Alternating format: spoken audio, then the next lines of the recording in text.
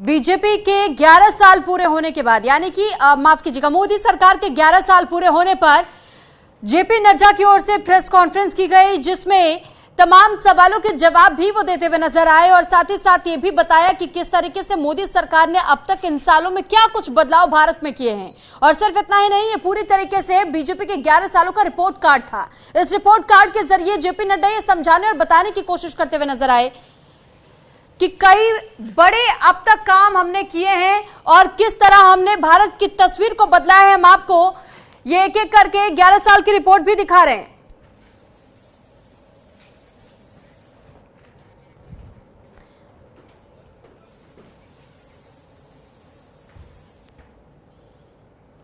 तो कई बड़े फैसले इन 11 सालों में लिए गए हैं और उन 11 सालों में लिए गए फैसलों का जिक्र भी जेपी नड्डा की ओर से किया गया। तो हम आप तक वो तमाम बड़े फैसले भी पहुंचाएंगे कि आखिर कौन कौन से बड़े फैसलों का जिक्र जेपी नड्डा की ओर से किया गया है। तो ग्राफिक्स के जरिए समझिए और जानिए कि कौन से वो बड़े फैसले हैं जिनका जिक्र जेपी नड्डा की ओर से किया गया है। सबसे पहले अनुच्छेद 370 का खात्मा कैसे किया गया उसके बारे में उन्होंने जिक्र किया है। फिर 3 तलाक का खात्मा हुआ, संसद के जरिए 3 तलाक कानून पर सख्त सजा का प्रावधान रखा गया। ये दूसरा बड़ा फैसला जिस तरह मोदी सरकार की ओर से लिया गया था। और उसके बाद राम मंदिर निर्माण को लेकर आपको याद होगा कि यह संघर्ष भी कितने लंबे समय तक चला। 500 सालों के बाद से भव्य राम मंदिर का निर्माण इसी सरकार के दौरान हुआ, यानी इनके कार्यकाल में हुआ है। महिलाओं को 33% आरक्षण की बात भी कही गई थी। महिला बंधन अधिनियम के जरिए महिलाओं को 33% आरक्षण का वादा किया गया, उस पर भी काम हो रहा है। डिजिटल इंडिया, डिजिटल साक्षरता और इंटरनेट कनेक्टिविटी बढ़ाने के लिए भी काम हमारी सरकार ने किया, ये जेपी नड्डा की ओर से कहा गया। और इसके अलावा जीएसटी लागू भी हमारी ही सरकार में हुआ। जेपी नड्डा की ओर से बताया गया कि कैसे कर में पारदर्शिता और एक देश एक टैक्स लागू करवाने का काम इन 11 सालों के बीच किया गया है। 12 करोड़ किसानों को सालाना 6,000 सहायता पहुंचाई गई है और प्रधानमंत्री किसान समिति योजना के तहत में यह मदद पहुंचाई गई है। आयुष्मान भारत योजना का जिक्र उन्होंने किया। 50 करोड़ से अधिक लोगों का 5 लाख तक का मुफ्त में इलाज भारत सरकार की ओर से करवाया जा रहा है, जो कि बीजेपी की सरकार बीते 11 सालों से लगातार इस पर भी फोकस कर रही है, काम कर रही है। भारतीय रेल का आधुनिकीकरण भी इन बड़े फैसलों में शामिल है। आधुनिकीकरण किस तरीके से किया गया इसको लेकर भी उन्होंने बताया।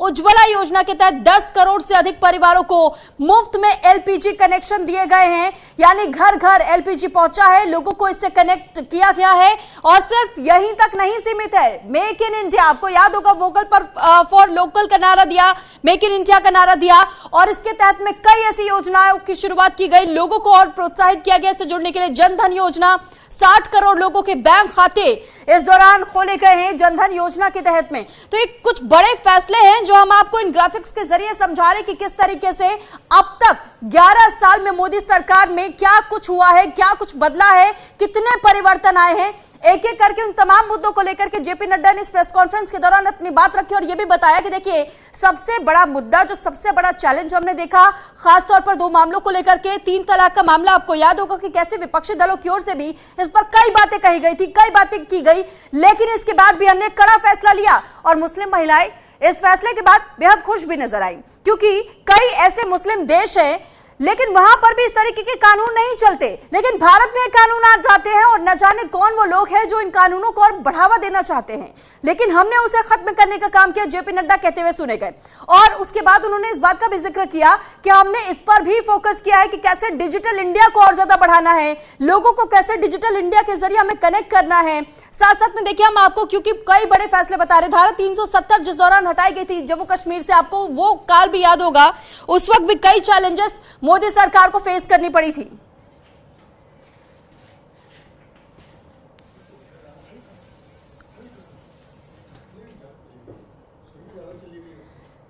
और इस पर ज्यादा जानकारी के साथ पंकज वानखेड़े इस वक्त हमारे साथ जुड़ चुके हैं। तो पंकज से हम सवाल करना चाहेंगे। सबसे पहले पंकज, सवाल यही है कि 11 सालों का रिपोर्ट कार्ड मोदी सरकार का पेश किया है जेपी नड्डा ने, कई बड़े फैसलों का जिक्र उन्होंने किया और वाकई हमने उस तस्वीर को बदलते हुए देखा है। ये नए भारत का जिक्र इसीलिए बार बार आता है, और क्या कुछ इस दौरान उनकी ओर से कहा गया था, थोड़ा और ब्रीफ कीजिएगा। बिल्कुल, बेशक। देखिए, 2 महत्वपूर्ण चीजें पूरे प्रेस कॉन्फ्रेंस में बात रही है।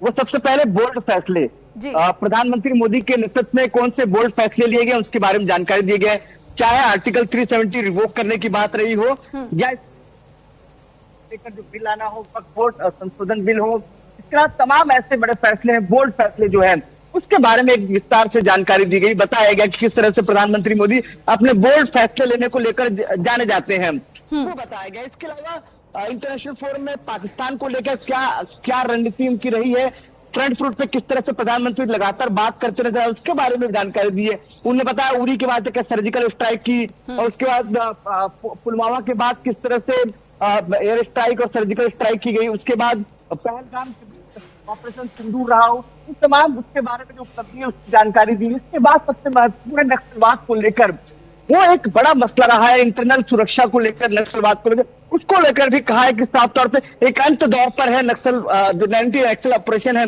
वो एक आखिरी दौर पर वो भी बहुत जल्द समाप्त हो जाएगा। तो ये तो तीन प्रमुख चीजें जो सुरक्षा और वो जी अन्य फैसले जो हैं या जो अन्य योजनाएं हैं लोगों तक जो तमाम योजनाएं पहुंची है, किस तरह से, चाहे वो महिलाओं के लिए जिस तरह से मैटरनिटी लीव जो थी पहले कम होती थी उसको बढ़ा दी गई, इसके बारे में जानकारी दी। इसके बाद सैलरी के बारे में जानकारी दी, उनको किस तरह सैलरी मिलता कंपनसेशन, वो तमाम चीजें जो योजनाएं जो पिछले 11 सालों में बड़े फैसले प्रधानमंत्री नरेंद्र मोदी ने लिए उसकी जानकारी जो है आज प्रेस कॉन्फ्रेंस में दी गई है।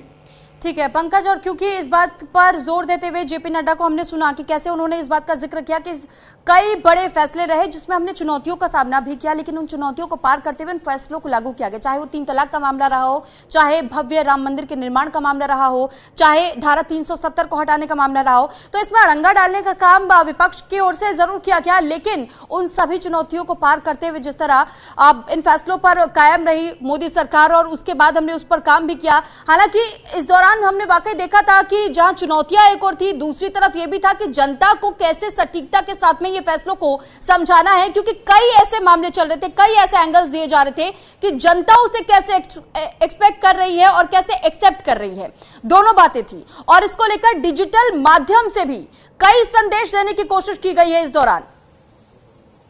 बिल्कुल बेशक, देखिए मैंने पहले कहा बड़े बोल्ड फैसले लिए गए। जब आप बोल्ड फैसले लेते हैं तो फिर कहीं ना कहीं एक वर्ग नाराज होगा और एक वर्ग खुश होगा, तो उसको किस तरह से कन्विंस करना है, वो किस तरह से लोगों तक पहुंचाना है, वो एक महत्वपूर्ण प्रक्रिया रही है और वो कहीं ना कहीं इस सरकार ने पिछले 11 साल में पार किया है।